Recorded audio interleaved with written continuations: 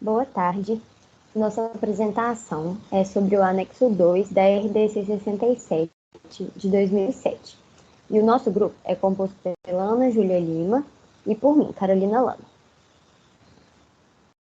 Então, para começar, falando um pouco sobre a RDC 67 no geral, ela é uma resolução da Anvisa que tem como objetivo apresentar os requisitos obrigatórios para as farmácias públicas e privadas que desejem manipular preparações magistrais e oficinais de forma a garantir a qualidade, a segurança, a efetividade e o uso seguro e racional. Agora, falando mais especificamente sobre o anexo 2, ele fala sobre as boas práticas de manipulação de substâncias de baixo índice terapêutico, complementando o que foi estabelecido tanto no regulamento técnico quanto no anexo 1, que é sobre as boas práticas de manipulação em farmácias. Mas o que são substâncias de baixo índice terapêutico? São aquelas substâncias que possuem uma margem de segurança estreita, ou seja, a dose que é utilizada para obter os efeitos esperados no organismo, o efeito terapêutico, é bem próxima daquela que é considerada tóxica para o organismo. Por isso, que essas substâncias devem ter um controle especial, porque um simples erro de dose pode trazer riscos para o paciente, podendo levar até à morte. Beleza. Agora que já sabemos o que são as substâncias de baixo índice terapêutico, vamos para as condições colocadas pela resolução. Primeiramente, então, pense que a manipulação de produtos farmacêuticos em qualquer forma farmacêutica de uso interno e que possua substâncias de baixo índice terapêutico só é permitida se a farmácia cumprir as condições estabelecidas no regulamento técnico, no anexo 1 e no anexo 2, que é esse que eu estou apresentando. Por isso, as farmácias devem sempre estar atentas para todas as especificações, para não deixar passar nenhuma. Além disso, para prescrever alguma substância que necessita de controle especial, a Portaria de número 344, de maio de 1998, deve ser atendida. Essa portaria tem como objetivo principal abordar os critérios obrigatórios relacionados à prescrição e à dispensação de medicamentos que necessitam de controle especial, o que abrange as substâncias de baixo índice terapêutico. Mas quais são essas substâncias de baixo índice terapêutico? A resolução considera todas essas citadas aqui e divide elas em dois grupos: as que possuem, além do baixo índice terapêutico, uma dosagem baixa e uma potência alta, que são essas da esquerda, a clonidina, colchicina, digitoxina, a digoxina, o minoxidil, a prazosina e a varfarina. E as que, além do baixo índice terapêutico, possuem dosagem alta e potência baixa, que são essas outras da direita: o ácido valproico, a aminofilina, carbamazepina, ciclosporina, clindamicina, clozapina, disopiramida, fenitoína, lítio, oxcarbazepina, primidona, procainamida, quinidina, teofilina e o cloridrato de verapamil. Com relação à dispensação, também precisam ser seguidos os padrões técnicos mínimos referentes às boas práticas de manipulação de substâncias de baixo índice terapêutico. A dispensação ela deve ser acompanhada de uma bula simplificada. E essa bula precisa ter os padrões mínimos de informações necessárias para o paciente. Os padrões da bula estão disponíveis no anexo 8 dessa resolução. Então, não vou entrar em detalhes deles aqui para não desviar o foco do trabalho. Mas eu gostaria de pontuar que a bula para o paciente é o local de consulta mais próximo, sendo de extrema importância que ela seja objetiva para que possa ser entendida facilmente. Um outro detalhe importante é que a dispensação precisa ser mediante atenção farmacêutica e, portanto, é de responsabilidade do farmacêutico que o paciente deixe a farmácia com as orientações necessárias para o uso racional dos medicamentos, de forma que ele consiga fazer um tratamento efetivo e seguro. A farmácia que deseja realizar a manipulação dessas substâncias precisa solicitar a inspeção da vigilância sanitária local, só podendo iniciar os processos de manipulação depois da aprovação da mesma. Dessa forma, então, a autoridade sanitária nessa inspeção, ela vai avaliar a concessão de uma licença sanitária ou a renovação dela, avaliando se os requisitos das boas práticas de manipulação de substâncias de baixo índice terapêutico estão sendo cumpridos. Portanto, é necessário lembrar que as disposições contidas nesse anexo são requisitos sanitários imprescindíveis e devem ser todos cumpridos. Sendo assim, nenhuma informação presente no anexo 2 poderá ser desconsiderada pela farmácia. Já com relação à formulação, as farmácias precisam apresentar uma comprovação da formulação para os produtos sólidos manipulados por meio de um perfil de dissolução, quando cada substância de baixo índice terapêutico for utilizada. Aqui nessa imagem, na esquerda, tem um exemplo de perfil de dissolução, que é basicamente um gráfico que mostra a porcentagem de dissolução de uma substância ao longo do tempo. Uma maneira de comprovar a formulação com uma forma de visualização bem fácil. Para isso, os recipientes devem ser padronizados de acordo com a compatibilidade das formulações, o que está descrito nos compêndios oficiais, em farmacopeias ou em publicações científicas indexadas. Por último, é necessário pontuar que esse estudo pode ser realizado por empresas individuais, por grupos de empresas ou por associações de classe. Porém, a reprodutibilidade desses estudos precisa ser garantida. Conforme foi relatado pelo grupo anterior, quando a matéria-prima, e no nosso caso o ativo, chega na farmácia de manipulação, ele passa primeiro por algumas análises pelo setor do controle de qualidade que foram padronizadas pelo artigo 1, pelo grupo anterior. Depois de ter sido autorizado para a produção, a RDC recomenda colocar algum informativo no rótulo que avisa se tratar de uma substância de baixo índice terapêutico. Mas para que isso? Porque a legislação ela não explica o motivo, ela só fala o que tem que acontecer e o que a farmácia tem que fazer, né? E nesse caso, é importante esse adendo na rotulagem, porque os manipuladores eles não sabem todas as substâncias, ou se a farmácia trabalhar com poucas substâncias dessas e, né, não ser difícil de decorar, por exemplo, nem sempre o operador ele vai ter essa atenção de olhar e falar, eu tenho que ter mais cuidado e tal. Às vezes passa despercebido. E isso não pode passar despercebido, né? A Carol mostrou pra gente o porquê de ser extremamente importante a maior atenção na manipulação desses ativos. Então, o que assim, eu vejo na manipulação e eu vejo que pode ser legal, pode ser importante fazer, colocar etiquetas bem coloridas, que é uma forma simples de identificar e ser um alerta para o manipulador, que vai olhar e falar, não, é uma substância diferente, com essa tem que fazer isso e isso, tem que tomar tal medida, e vai ser mais fácil dele identificar e evita mais erros. O armazenamento, como que pode ser, né? Pode ser armazenado com as outras substâncias? A legislação não aborda nenhuma condição físico-química especial, como em relação à temperatura ou umidade. Segue como as outras substâncias mesmo, mas deve ser armazenada em um local distinto, destinado apenas para elas, com acesso restrito do farmacêutico. Provavelmente o armário que apenas o farmacêutico tem a chave, por exemplo, que também é alguma coisa mais fácil, né, mais palpável. Aqui a gente pensou em pegar exemplos mais palpáveis de se aplicar.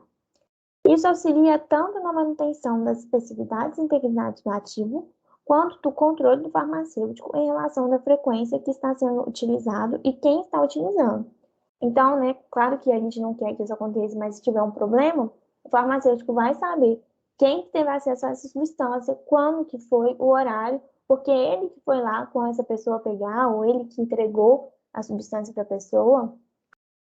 Então, isso aumenta mais o controle, né, do farmacêutico. A pesagem é muito importante, porque vai incluir a dose estabelecida pela receita médica. E como nós estudamos, são realizados alguns cálculos para que a quantidade de ativo recipiente pesados em gramas sejam equivalentes à dosagem exigida por cápsula. Então, é importante que, após a pesagem, o farmacêutico repasse esses cálculos e confira se o que foi pesado está correto.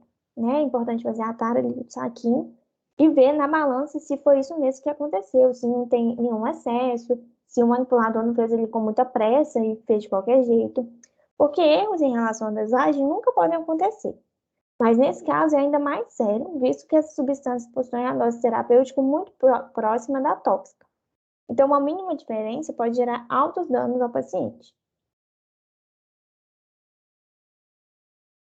A RDC recomenda, em relação à homogeneização, utilizar os misturadores usados para diluição de ativos para homogeneizar esse medicamento.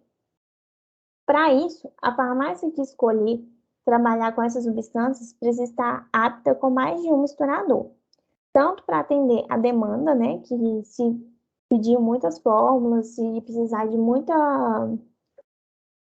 manipuladores ali para fazer aquela quantidade ali, né, de fórmulas, vai precisar de muitos misturadores. E como eles demandam mais tempo, mais ainda.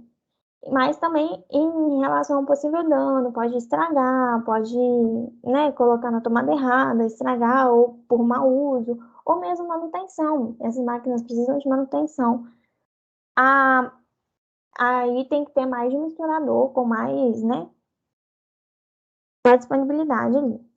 A farmácia também precisa estar ciente que essas fórmulas tomarão um tempo maior para serem preparadas. Então, em relação à meta dos operários, eles têm que saber que aquelas pessoas destinadas a essas, né, essas fórmulas, que depois a gente vai conversar mais sobre isso, se vai ter algumas pessoas destinadas ou não, elas vão demorar mais para fazer essas fórmulas. E os trabalhadores, eles precisam estar aptos a utilizar essas máquinas para evitar os possíveis danos que eu acabei de falar. Ou seja, para isso deve ser administrado um treinamento anteriormente. Porque ninguém é obrigado a saber nada, né? E aí, a legislação também preconiza que o farmacêutico responsável pela dispensação deve manter a atenção farmacêutica redobrada com acompanhamento direto com o paciente. Isso é o que a RDC fala, né? Só que até que ponto isso se torna prático e efetivo, que é o que a gente está aqui para fazer, né? A gente está aqui para analisar essa RDC. Particularmente, eu entendo a importância e os riscos se isso não acontecer, se não tiver ali o farmacêutico com o paciente diretamente. Mas se não for uma demanda muito baixa dessas substâncias, é quase impossível o farmacêutico responsável pela manipulação acompanhar diretamente o uso do medicamento. Vocês não concordam comigo? Isso demandaria ligações constantes para uma grande quantidade de pacientes e inúmeros problemas que não estariam ao seu alcance solucionar. Então, imagina se o farmacêutico tivesse que ligar, porque eu não consigo pensar em outra coisa, né? Na farmácia de manipulação, é um laboratório. O paciente ele não tem acesso ali ao farmacêutico só por ligação. Então, o farmacêutico teria que ligar para esse paciente, perguntar, e aí, tá tudo certo? Para atender a legislação, ao meu ver, a empresa deve destinar o farmacêutico para atuar quase que exclusivamente nesse âmbito, só de atenção, ou preparar o farmacêutico da loja, que vai ali, que ele é mais em relação às vendas, né?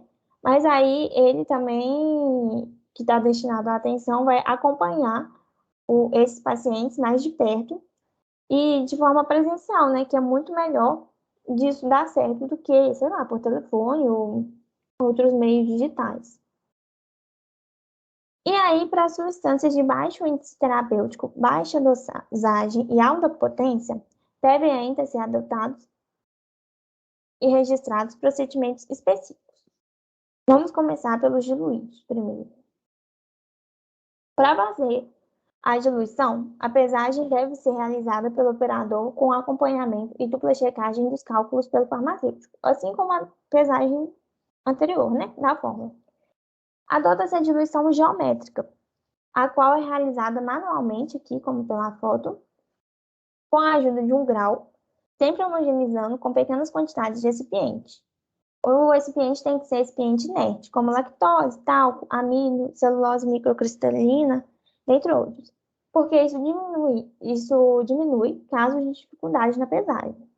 Então, como essas substâncias elas são muito pouquinhas, para ser diluído, até a balança mesmo, né, ela tem que ser muito específica. Então, o diluído você vai pesar uma quantidade maior e vai tá acertando mais naquela dosagem. E aí, essa diluição geométrica, eu não sei se vocês conhecem, mas você começa a ser peso ativo e aí vai pesando quantidades proporcionais, sabe, do recipiente. Parece que, por exemplo, são 2 gramas de ativo, aí você pesa 2 gramas com 2 gramas de recipiente, aí com mais 2 gramas, com mais 2 gramas. Aí vai misturando até ficar bem homogêneo. Cada diluído deve ser analisado também por amostras coletadas em 3 pontos. Não, não é isso. Cada diluído deve ser analisado por amostras coletadas em 3 pontos diferentes, assim que preparado, e deve ser realizado um monitoramento trimestral do que ficou armazenado. As amostras devem ser diferentes, de diferentes manipuladores, fármacos e dosagens. E aí eu até concordo que isso realmente seja efetivo para o controle de qualidade, para a gente, né, pegar sempre de diferentes manipuladores, para saber o que eles fazem, né? Tem o erro humano aí o tempo todo na farmácia magistral. Mas também eu acho que é ideal para deixar destinar manipuladores para mexer apenas com essas substâncias.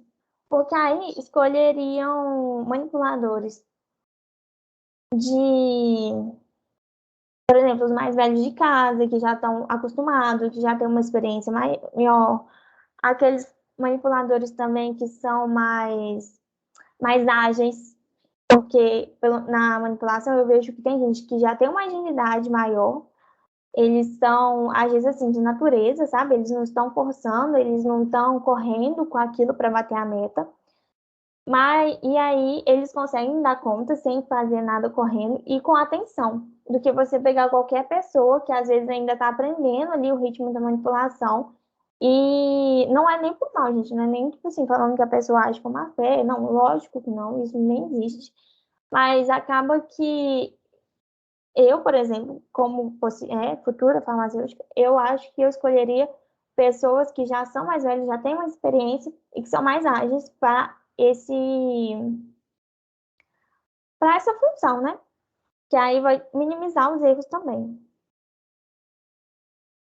E com treinamento específico. É sempre muito importante ter treinamento, porque você vai padronizar que aquela pessoa sabe exatamente o que você quer.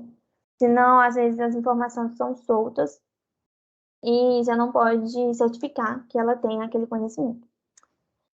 E toda a metodologia de monitoramento dessas substâncias, elas devem estar descritas em algum lugar. E aí, onde que elas podem estar descritas? Eu trouxe aqui o POP, que é o Procedimento Operacional Padrão, que é um documento, geralmente em pastas, onde há a descrição criteriosa de todos os passos que devem ser tomados para realizar algum procedimento. Pode ser uma fórmula, conferência de fórmula, diluição, e nesse caso, vai ser o monitoramento mesmo, né? Desde a pesagem, tudo dá em relação à substância, essas substâncias. E os resultados de todas as análises devem ser registrados e arquivados no estabelecimento à disposição da autoridade sanitária, por no mínimo 2 anos. Então, a Anvisa, né, que sempre vai anualmente nas farmácias de manipulação, elas devem ter esses registros e arquivos em relação a essas fórmulas.